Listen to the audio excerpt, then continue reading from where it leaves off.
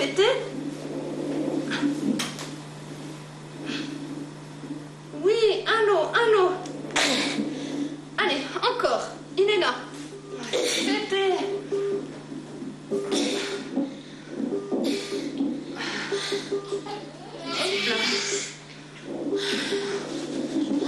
Un petit garçon. Hop là. Trop papa. Et moi. Fêtez.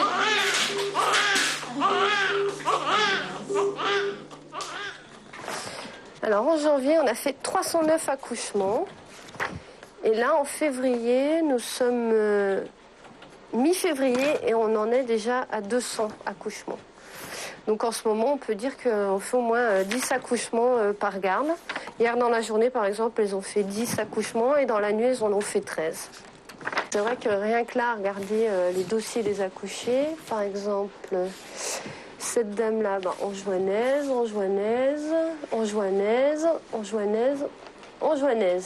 Donc sur 6 dossiers, et il y en a 5 qui sont anjouanaises. Donc ça fait un bon pourcentage.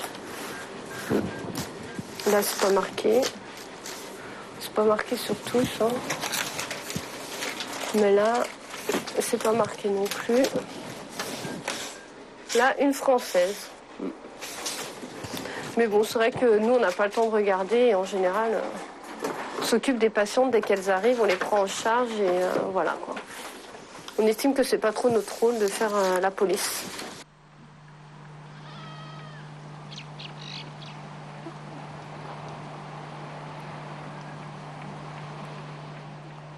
Île d'Anjouan, dans l'archipel des Comores.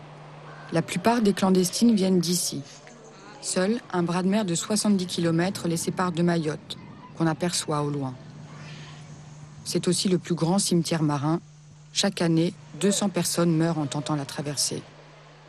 La déstabilisation des Comores a creusé un fossé économique entre l'île française et ses sœurs de l'archipel, en particulier Anjouan. La situation est catastrophique. Ici, un habitant sur 2 vit en dessous du seuil de pauvreté et a subi plus de 15 coups d'État en 30 ans. Corruption, censure, embargo, désengagement de l'État, chômage. Dans cette misère ambiante, partir est devenu le sport national. J'apprends par le gardien de mon hôtel qu'une femme est candidate au voyage, pour bientôt. Elle habite dans les Hauts de Domoni. Aucune route n'arrive à son village, Salamani. Il faut terminer le chemin à pied. On est en pleine montagne et ça sent bon l'ilang-ilang. En haut, une trentaine de cases isolées, sans eau ni électricité. Anjouan est une des îles parmi les plus densément peuplées du monde. Une femme élève en moyenne 10 enfants. Zaha a 19 ans. Enceinte de 8 mois, elle va partir pour Mayotte.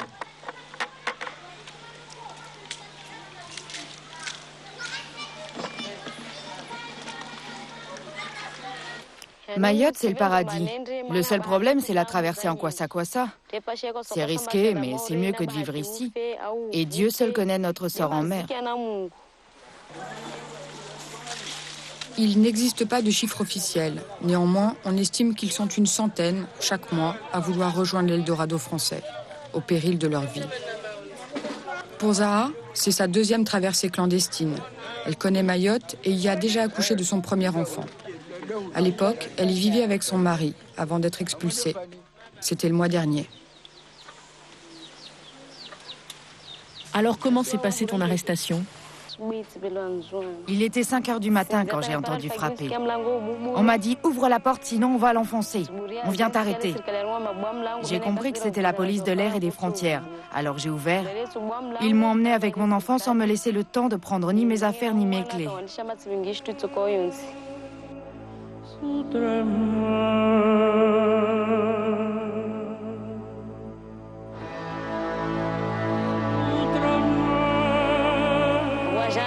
Je suis partie à la gendarmerie de Mtsamboro et à 13h pour le centre de détention.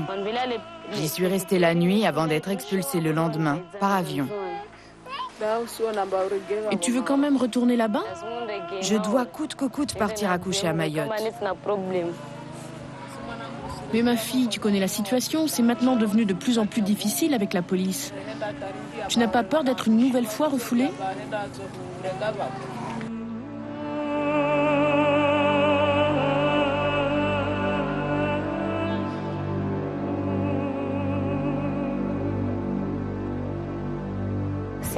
C'est vrai que la police nous chasse, mais que veux-tu? Ils font leur travail et nous le nôtre. Prendre la mer en kwassa-kwassa pour gagner une vie meilleure. Je ne veux pas t'interdire d'y aller, mais les expulsions sont quotidiennes. Et c'est pas seulement la police qui nous chasse. Même les Maoris ne veulent plus de nous chez eux. Les clandestins, rentrez chez vous. Les sans-papiers, rentrez chez vous. Vous avez votre pays, rentrez chez vous. Préparez vos bagages.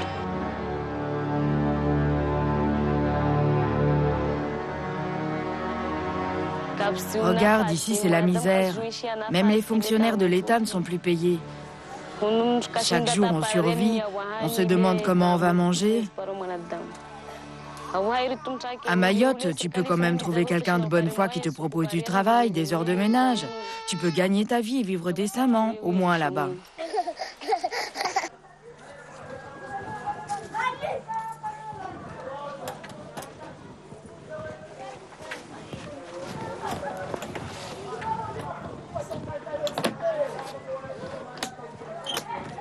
J'ai eu la bénédiction de ma mère pour partir. Je n'ai plus qu'à finir mes bagages. Je remercie encore le village grâce à qui j'ai trouvé l'argent et le passeur qui m'emmèneront à Mayotte. Il ne faut surtout pas oublier mon extrait de naissance. Il permettra à mon futur bébé d'avoir des papiers français.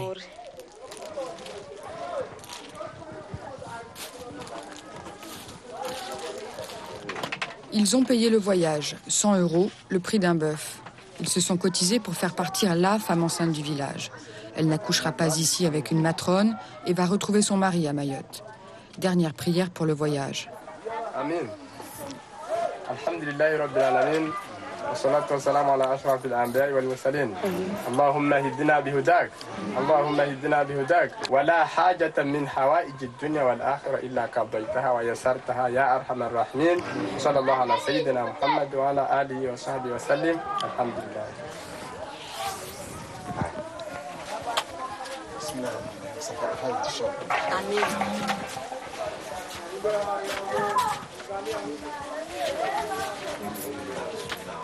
Face caméra, Zaha essaie de tenir bon, mais je la sens inquiète. Elle sait que la traversée en mer peut vite tourner au cauchemar.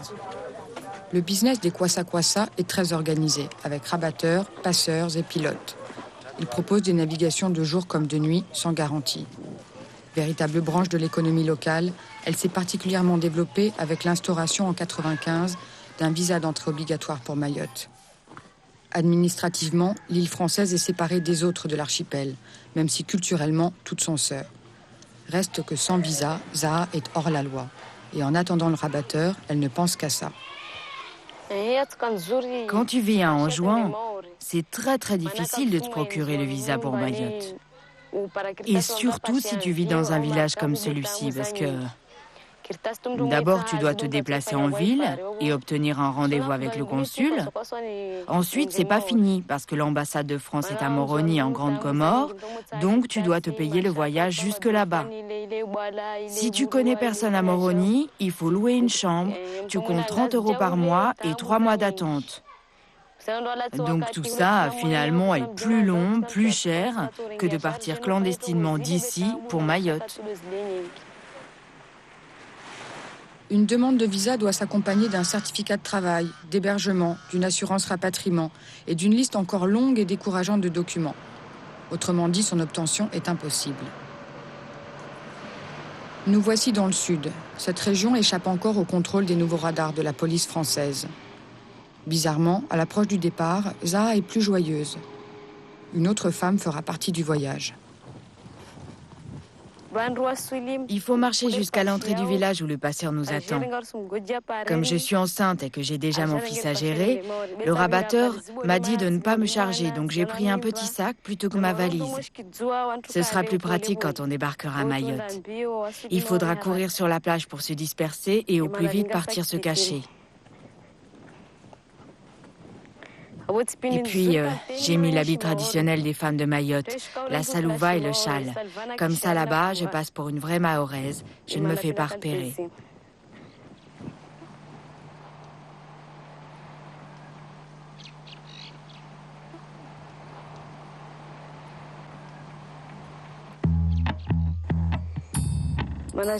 On est parti d'Anjouan vers 18h.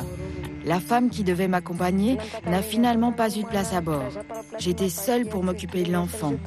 Et j'ai dû rassurer le passeur en lui disant que, quoi qu'il arrive en mer, je me débrouillerai.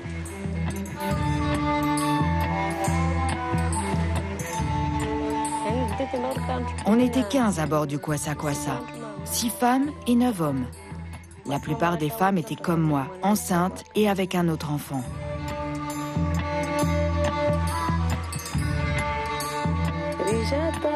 Quand on a atteint les côtes de Mayotte, on a croisé la brigade nautique de la police qui patrouillait.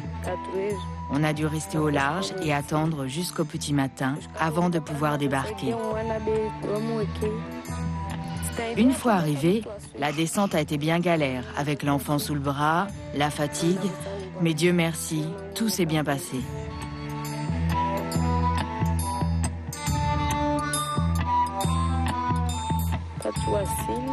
Quand j'étais sur la plage, je suis partie me cacher chez un complice. Et c'est seulement vers midi que je suis sortie pour trouver un taxi.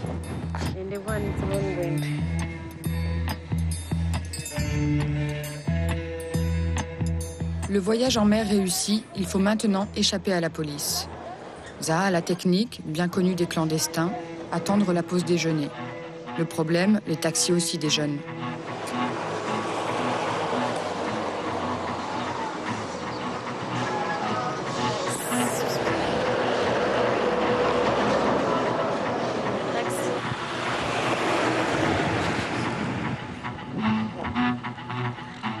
Zaha et son fils auront passé en tout et pour tout 12 heures en mer. S'ils n'avaient pas croisé la police, la traversée n'aurait duré que 3 heures.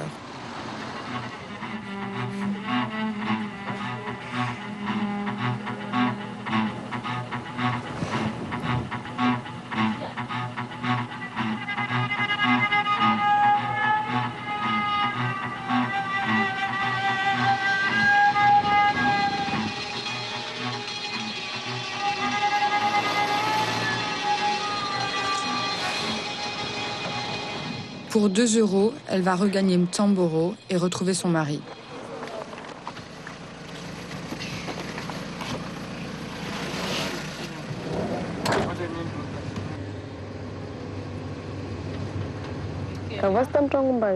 Personne ne sait que je suis arrivée à Mayotte. Ni mon mari, ni mon frère qui vit à Combani. Je ne pense pas que ma mère ait envoyé un message Sibi pour prévenir tout le monde. Le taxi n'ira pas jusqu'à son village, c'est l'heure de la prière. Le voyage se termine donc à pied. Elle est à la limite de l'épuisement. Je suis très fatiguée. Mes pieds et mes jambes me font mal. Je suis restée assise trop longtemps. Ça devient difficile de marcher. Sur la route, seule, avec un enfant sous le bras et un baluchon, Zaha est très repérable. Je finis moi aussi par redouter l'arrivée de la police. 2 heures plus tard, enfin nous arrivons. On sent tout de suite l'ambiance. Les clandestins ne sont pas les bienvenus. On ne veut pas de clandestins dans notre village. C'est ce que martèlent ces mamans de Bandrélé. On ne veut pas d'Anjouanais ni de grands Comoriens. Mayotte, c'est pour les Mahorais, les écoles, c'est pour nos enfants. Envolés en fumée les meubles, les objets quotidiens, les instruments de travail des familles de pêcheurs anjouanais. Au petit matin, les ouvriers municipaux de la commune de Bandrélé ont expulsé les femmes, les enfants et les vieillards et ont mis le feu aux cases des Anjouanais en situation irrégulière. Une vraie flambée sélective et ethnique, car les maisons des Mahorais, elles, n'ont pas été incendiées. Tout ceci s'est passé après une opération de gendarmerie qui a littéralement dépeuplé le village de ces hommes. Suspicion, délation, xénophobie. Dans un tel climat, je n'ai pas pu filmer le quartier clandestin où habite Zaha.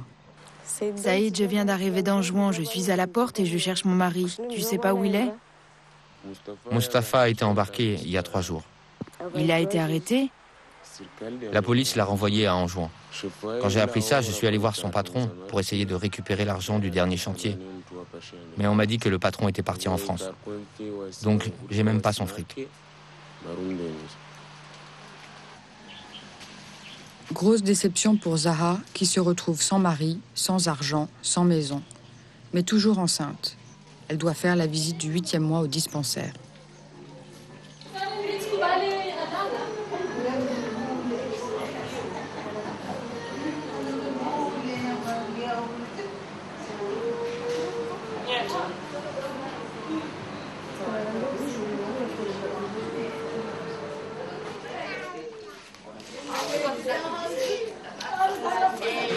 Siti a été arrêtée. Siti. Tu sais, ma cousine. Siti, celle qui avait déjà été expulsée? Oui, elle a été arrêtée avant-hier.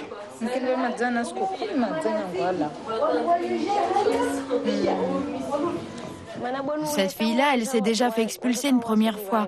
Elle est revenue et elle se fait encore expulser. Et toi, ton mari, il a été arrêté aussi? Il est revenu? Non, pas encore, il est en juin.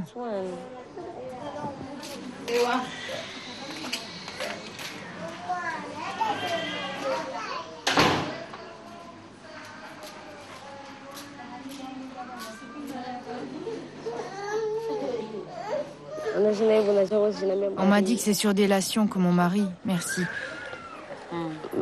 C'est sur délation que mon mari a été arrêté. Donc je ne peux plus vivre dans notre maison. Quelqu'un l'a balancé? C'est Jeff? Salim? C'est lui qui a dénoncé. Je crois bien que c'est lui. Mes voisins m'ont dit que la police passait tous les jours dans le quartier pour vérifier si on était revenu dans juin.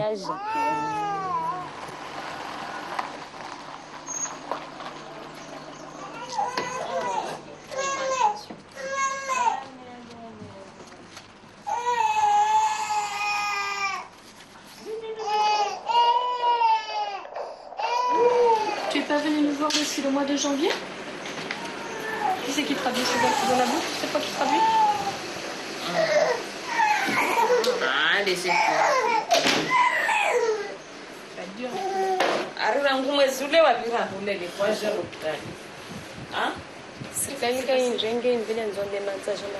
parce qu'il a été expulsé en juin. Pour revenir. C'est que les quoi ça quoi?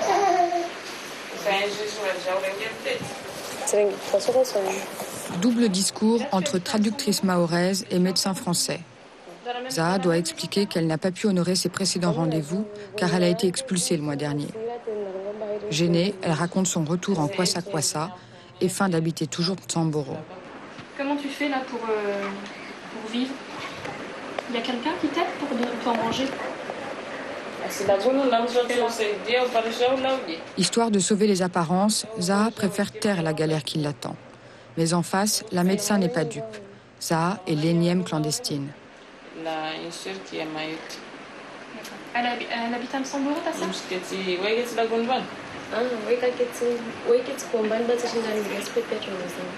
Elle habite à Compagnie, mais elle peut l'aider. Il faut essayer que tu manges bien aussi. Est-ce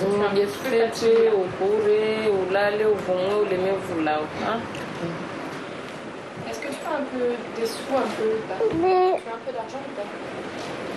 Si on a... Parce qu'il faudra que tu ailles faire une visite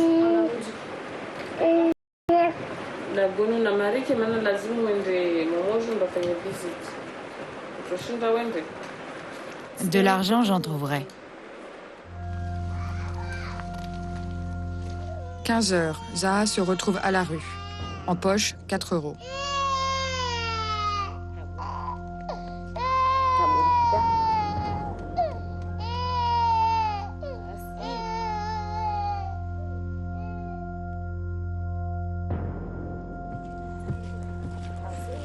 Ça va?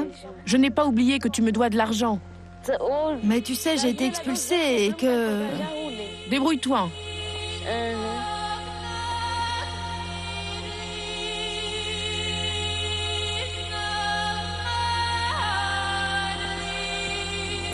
Qu'est-ce que tu fais là? Je sors de l'hôpital et je dois bouger. Tu attends un taxi? Oui, je vais à Combani. Mais Hamza vient juste de s'endormir.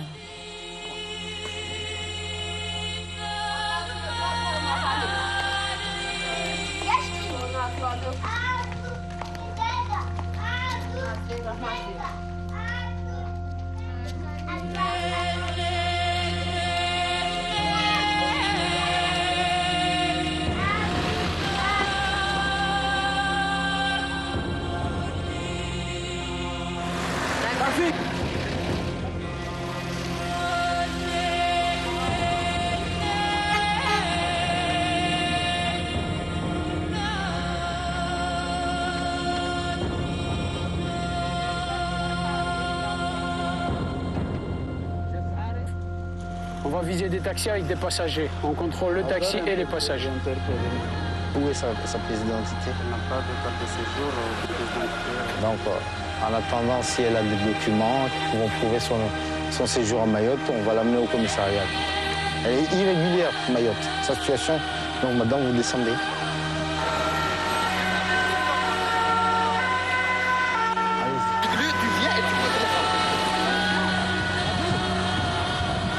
Les autorités mahoraises ont reconduit en 2005 8000 clandestins.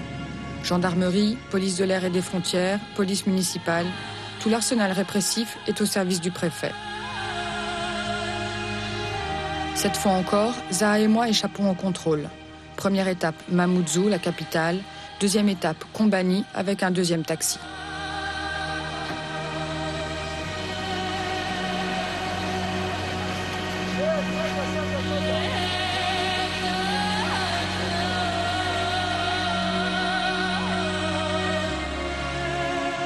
« 17h, Zaha a quitté Anjouan depuis 24 heures.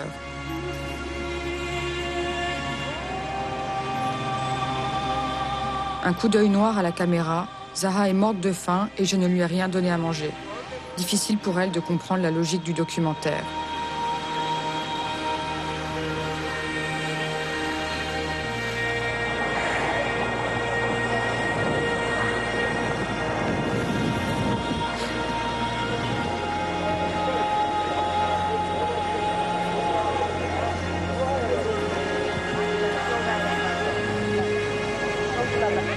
En ville, la pression de la police est plus visible. Zaha est aux premières loges.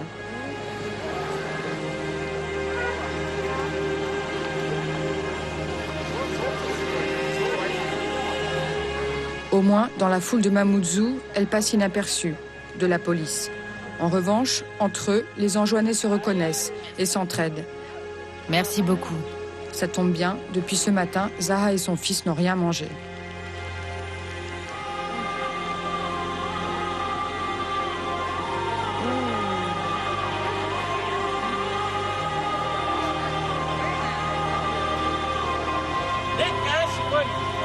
Puis, c'est la bataille pour une place dans le taxi.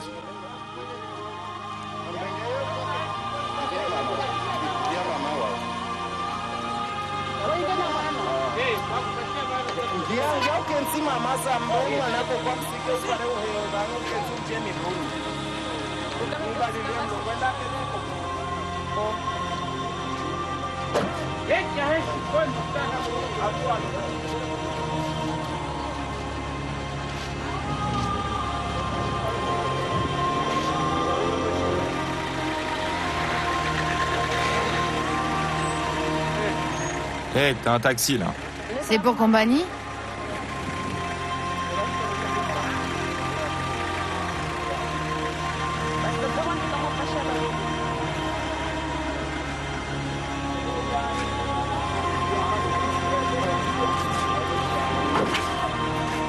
Une heure plus tard, Zaha finit par trouver le véhicule qui l'emmènera à Kombani. Dure journée.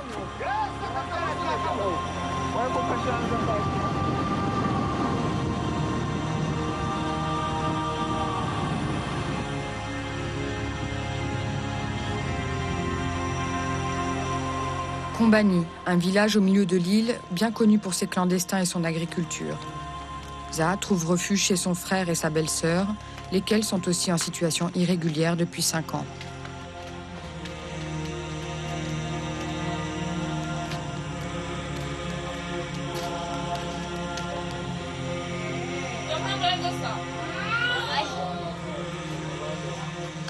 Aïe, j'ai mal aux pieds.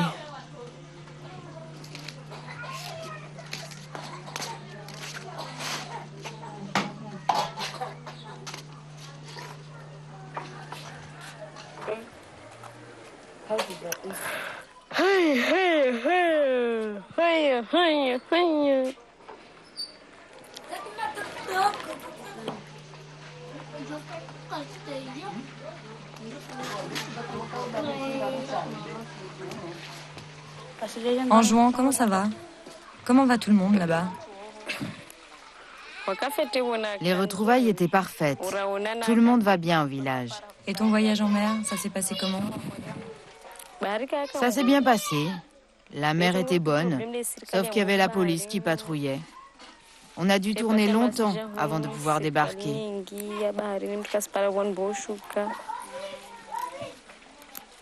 Et l'enfant dans le bateau, il était sage? Il s'est tenu tranquille, mais personne ne t'aide à bord. C'est vraiment chacun sa merde. Et pourquoi tu ne restes pas à Msamboro? J'ai personne, plus rien là-bas. Plus de mari, plus de maison, pas d'argent. Qui va m'aider? Mais ton mari, il a été expulsé quand? Avant-hier.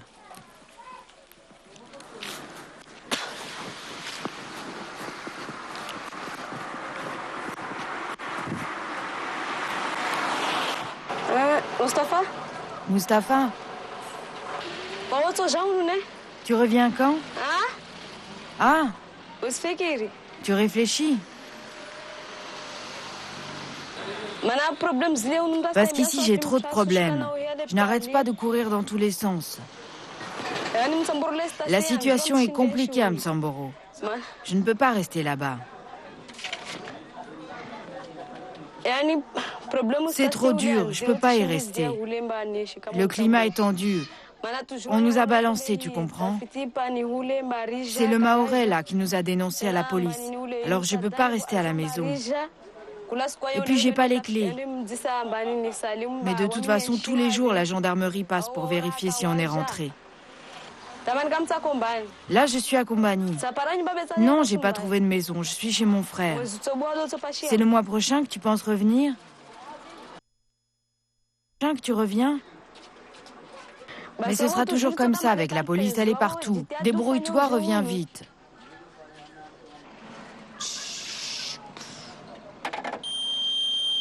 Conversation écourtée, plus de crédit sur la carte téléphonique et pas les moyens de s'en acheter une autre.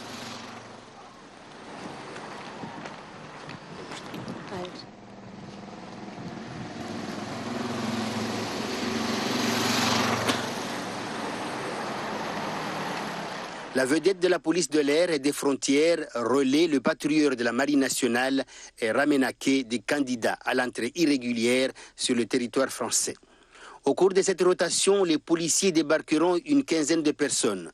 Parmi elles, 7 enfants en bas âge et quelques autres encore d'une dizaine d'années. Sur leur visage se lisent la déception et l'abattement. Le rêve de vivre à Mayotte s'est arrêté hier soir vers 1h du matin. C'est que c'est lui! C'est lui ton copain! C'est qui ton copain? C'est lui! Allez, viens ici là! Au total, 40 personnes se trouvaient à bord de cette embarcation. Elles avaient tous quitté en juin la veille. C'est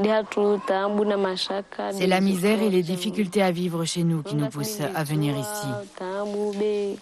À Mayotte, on nous pourchasse, mais on peut arriver à vivre malgré tout.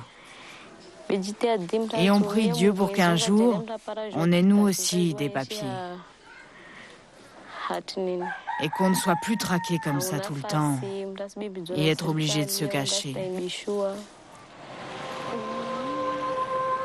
Nous reprenons la route, de quartier clandestin en quartier clandestin.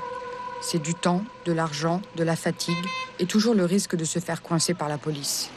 Ce n'est pas une vie, mais que faire? Je suis obligée de vivre comme ça en jouant à cache-cache avec la police. Je suis sans papier. Je n'ai pas d'autre choix que fuir et bouger tout le temps. C'est la seule façon de sauver ma peau. Et jusqu'à mon accouchement, je dois vivre ainsi, en me cachant. Mais tout ça, c'est pour que même si moi je suis clandestine, mon enfant qui va naître puisse avoir son extrait de naissance, suivre sa scolarité et qu'il devienne français. Zarati Atouman. Voilà, donc tu parles pas français chez vous? Le voici le rêve de Zaha et de la plupart des clandestins d'ailleurs. Donner la nationalité française à leurs enfants, pour que eux n'aient pas à fuir la police.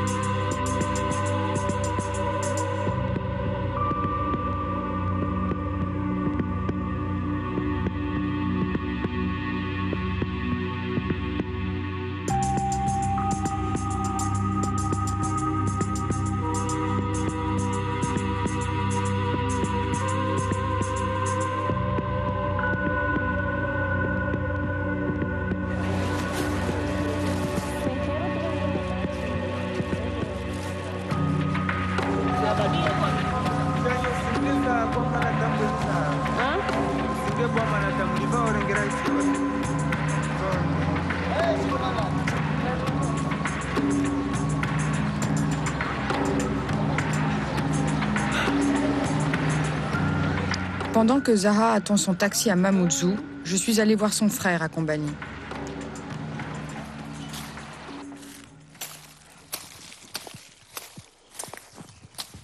Ici, on cultive la banane, l'ananas, la vanille, la goyave, l'ilang-ilang, les fleurs. Sur 5 employés agricoles, 3 sont clandestins. Le patron, lui, est un Mahorais. La plupart des gens qui cultivent la terre comme ça, ce sont des clandestins.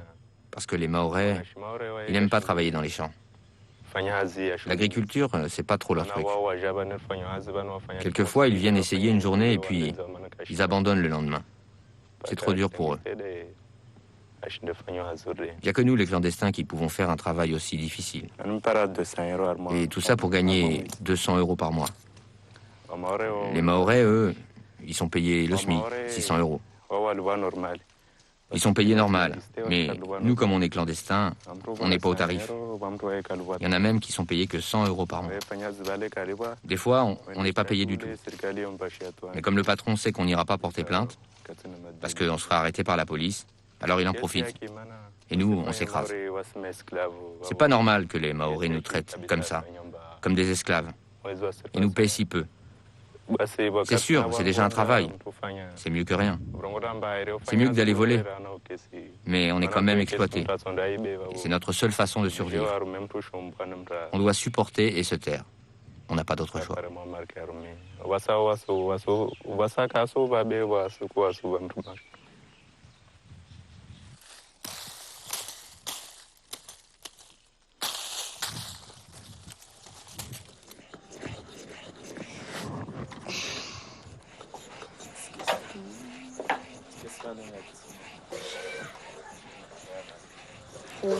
Comment ça va le travail? Bof, ça va pas bien en fait. Depuis 4 mois, j'ai pas été payé en intégralité. En plus, je dois t'entretenir. Ma femme est enceinte, toi aussi. Je sais pas comment on va s'en sortir. T'inquiète, je sais que quand mon mari sera à Mayotte, il trouvera de l'argent. On lui en doit. Son patron ne lui a pas payé le dernier chantier qu'il a fait avant d'être expulsé. Alors dès qu'il sera là, il récupérera son dû. Ton mari n'a pas les mêmes problèmes que nous pour être payé. Nous, dans l'agriculture, il faut batailler, ne serait-ce que pour récupérer 50 €. Ah non, lui, dans la maçonnerie, dès qu'il a fini son chantier, on le paye. J'aimerais bien qu'il arrive vite, parce que bientôt, je ne pourrai plus t'aider. J'espère qu'il trouvera son chemin et que grâce à Dieu, il sera bientôt parmi nous.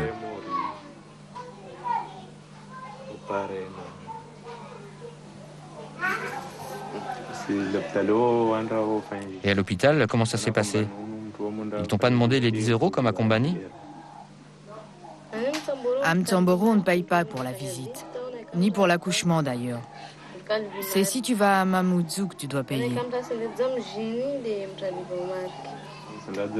Je sais, et il paraît que si tu ne payes pas les 300 € pour l'accouchement, ils ne te donnent pas le carnet de santé de l'enfant, ni l'extrait de naissance.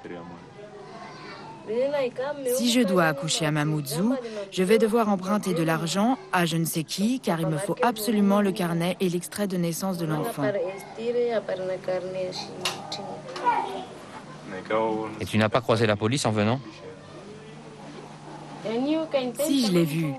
Ils arrêtaient les voitures au carrefour avant Mtsamboro. Ils cherchaient des clandestins.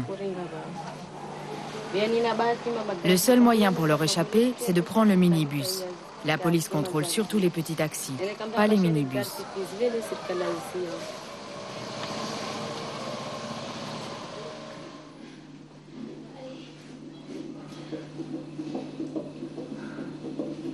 De retour à la maternité de Mamoudzou, je rencontre 2 nouvelles clandestines, dont Sondou Sia.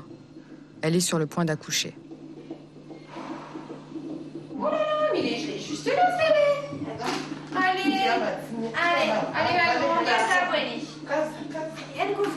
Allez, c'est là. Ah, c'est mal, scusa. Si scusa casa. Allez, casa. Oui. Allez, encore. C'est là, allez. Allez, il faut qu'il se dégage. Voilà, c'est bien, ça fait très bien.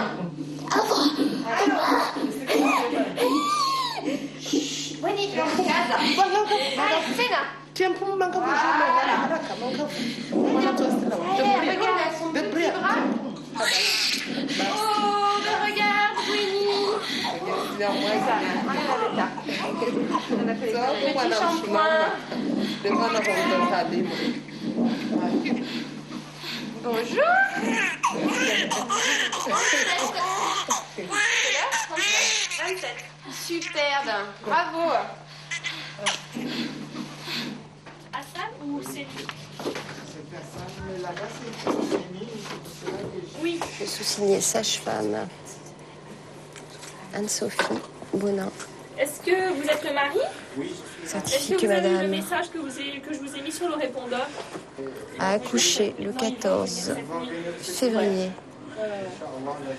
2006 Vous voulez la voir un petit peu ou pas? à 16h37 Venez, je vous accompagne. d'un enfant vivant de sexe féminin fait à Mamoudzou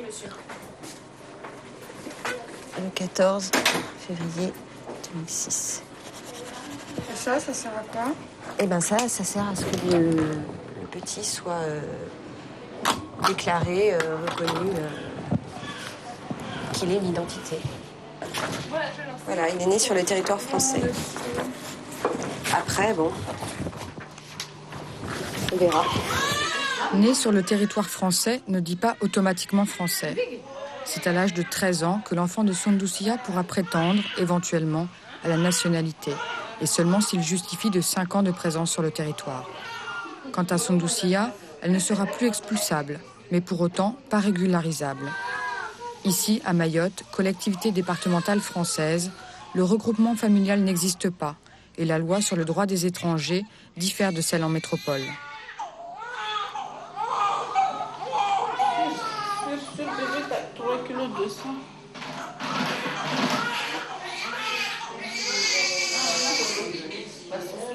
Première démarche dans la quête à la nationalité française au service de l'état civil de l'hôpital.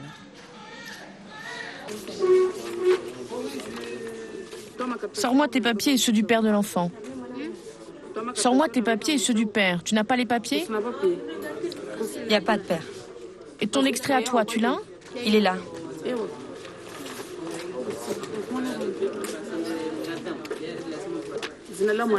Donne-moi le nom de l'enfant. Laïla. Laïla. Salapoigny, c'est ton village? Tu travailles? Ton adresse? Sapere Bonovo.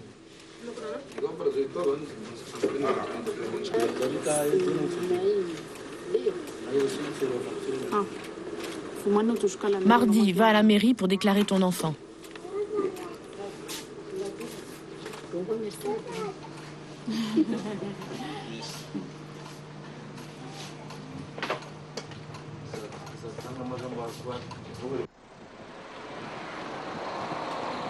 24 heures plus tard, Sundusia sort. À Mayotte, faute de place, on ne garde pas les femmes.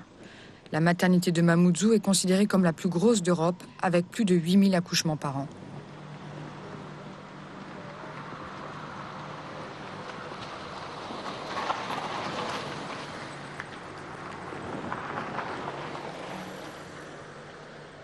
Sundusia a mis ses plus beaux habits. Il faut surtout faire mahoraise et pas clandestine. Malgré ça, les taxis lui passent sous le nez quand elle leur annonce le quartier où elle habite.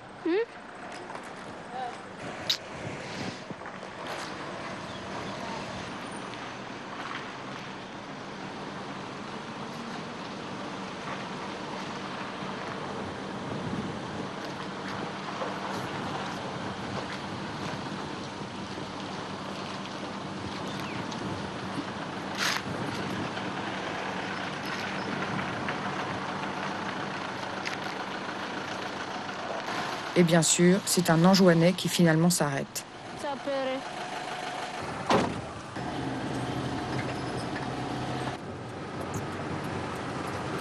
Une femme avec un petit enfant comme ça, il ne faut pas laisser sur la route qui traîne parce que les taxis, ils ne veulent pas aller à Bon-Nouveau parce que la route cassée, il y a beaucoup de trous, ça abîme les taxis. Ce que l'homme ne dit pas, c'est que Bonovo, c'est aussi le quartier clandestin de Msapere, un faubourg de Mamoudzou, la capitale. Ici, des centaines de familles vivent et travaillent dans la clandestinité. Bonovo est surtout connu pour son marché aux poissons. Mais à cause de la police, le business se passe maintenant caché sous les ponts, entre système D et économie parallèle. Hé, là-bas, comme ça. Sundusia, elle, vit dans le haut du quartier, là où la police ne vient pas, mais les taxis non plus. J'ai été répudiée par mon mari à Anjouan. Seule, je me suis dit que c'était mieux de venir faire ma vie à Mayotte. Donc j'ai pris le kwassa pour venir. Et ma vie aujourd'hui n'est pas géniale. Je ne fais rien. Je me lève, je mange, je dors, c'est tout. Et pour l'instant, je suis toujours sans mari.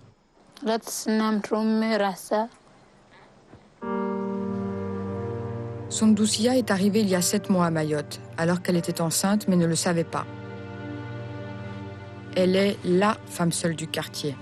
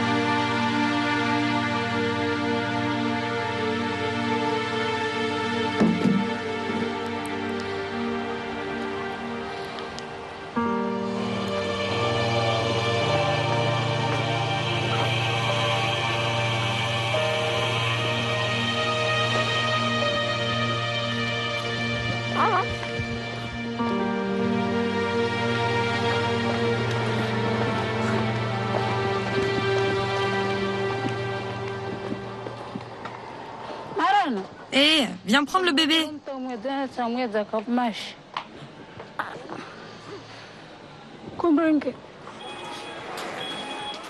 L'entraide entre clandestins ne dure souvent qu'un temps. Depuis octobre 2005 et les nouvelles directives du préfet, la vie est encore plus difficile pour les sans-papiers. Aujourd'hui, Adidja, sa belle-sœur, lui rend service, mais pour combien de temps encore ? C'est moi qui prépare à manger pour Sundusia car elle est seule. Elle n'a personne pour s'occuper d'elle et l'aider. Partage la baguette avec ta sœur. Jusque-là, elle habitait dans une case mal isolée, à côté des caniveaux, et où ça sentait mauvais. Mais après son accouchement, on l'a déménagée. C'est Fatima, ma voisine, et moi qui l'avons installée dans une case plus confortable pour elle et sa fille. On va l'aider en payant le loyer pendant les 2 prochains mois, en attendant qu'elle se trouve un mari qui puisse, lui, l'entretenir et s'occuper d'elle. Parce que quand elle aura récupéré de son accouchement, elle devra se prendre en charge comme une grande. On l'aide un peu maintenant, mais après, elle se débrouille toute seule. Au service de l'état civil de la mairie, Sondousia vient retirer l'extrait de naissance de sa fille, sésame pour avoir à terme la nationalité française.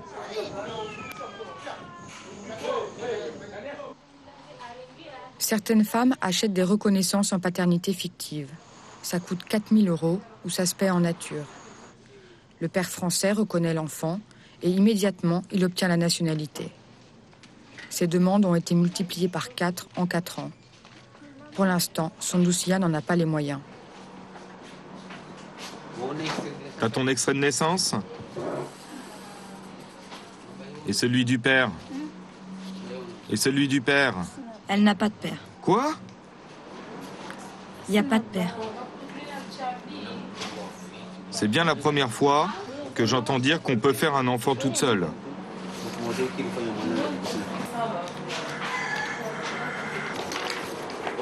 Tu sais signer?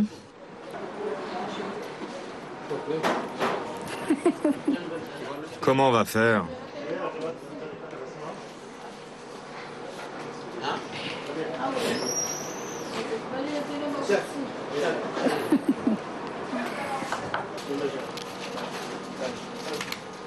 Mais je sais pas écrire. Montre-moi comment je dois faire. C'est signé, madame? J'arrive pas à signer. Allez, dépêche-toi. Il y a du monde qui attend.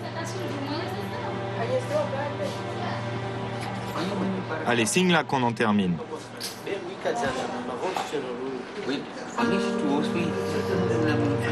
Comme ça, c'est bon.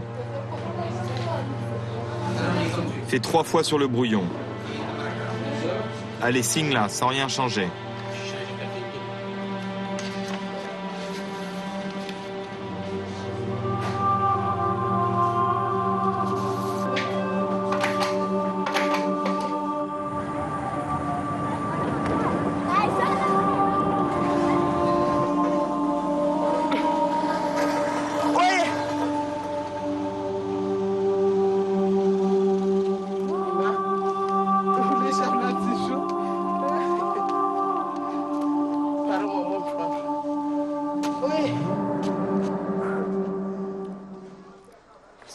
Je suis allée à la mairie pour l'extrait de naissance. On m'a demandé si elle avait un père et j'ai dit que non. Et on t'a rien dit quand tu as dit qu'elle n'avait pas de père? On m'a simplement dit que ce serait plus compliqué si le père voulait la reconnaître plus tard. Ils t'ont donné l'extrait quand même? Oui, ils me l'ont donné sans problème. Et est-ce qu'ils t'ont dit que grâce à l'extrait, tu avais les frais de santé gratuits pendant 3 mois pour l'enfant? T'as pas d'argent à sortir pour les prochaines visites en pédiatrie? Non, ils ne m'ont pas dit.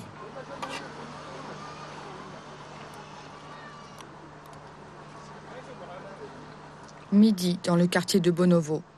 Plus bas, les hommes restent à l'ombre et refont l'histoire de l'archipel.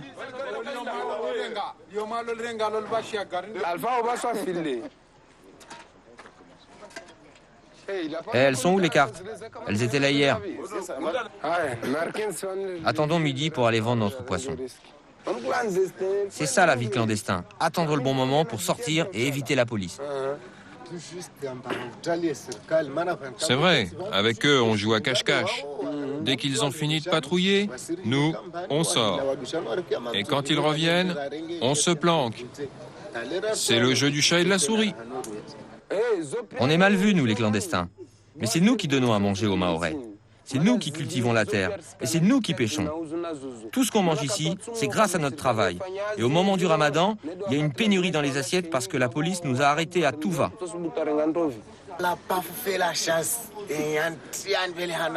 Une fois, mec, la police m'a embarqué et direct, ils m'ont renvoyé à Anjouan. Je me suis retrouvé là-bas, comme un con, à jouer aux dames pour tuer le temps. Alors j'ai préféré risquer ma vie. J'ai pris le Kwassa et je suis revenu à Mayotte. C'est comme ça, on nous expulse, mais on est obligé de revenir. Car là-bas, à Anjouan, il n'y a rien à faire. Ici, on s'en sort quand même mieux que là-bas. Faut pas dire ça. Si, c'est vrai, Mayotte, c'est mieux qu'Anjouan. Non, Anjouan, c'est bien aussi. Arrête de dire qu'Anjouan, c'est bien. Non, notre président, depuis qu'il est au pouvoir, il n'a rien fait. Et là-bas, tout le monde est en train de souffrir. C'est la merde. Alors toi, tu dis que c'est bien Anjouan, parce que tu as la carte de séjour et que tu n'as aucune raison de retourner là-bas. Non, c'est pas vrai. Je ne dis pas ça pour ça. Alors pourquoi, à ton avis, on veut tous quitter ce foutu pays? Arrête d'insulter notre pays. Mais j'insulte pas notre pays. Je suis comorien et fier de l'être. Mais qu'est-ce que tu veux? On est là à risquer notre vie pour s'en sortir. On vient à Mayotte en Kwassa. C'est un véritable cercueil flottant, ce truc. Alors si tu crois qu'on fait ça pour s'amuser, en jouant, il y a de la pauvreté partout et personne ne fait rien pour nous sortir de cette misère.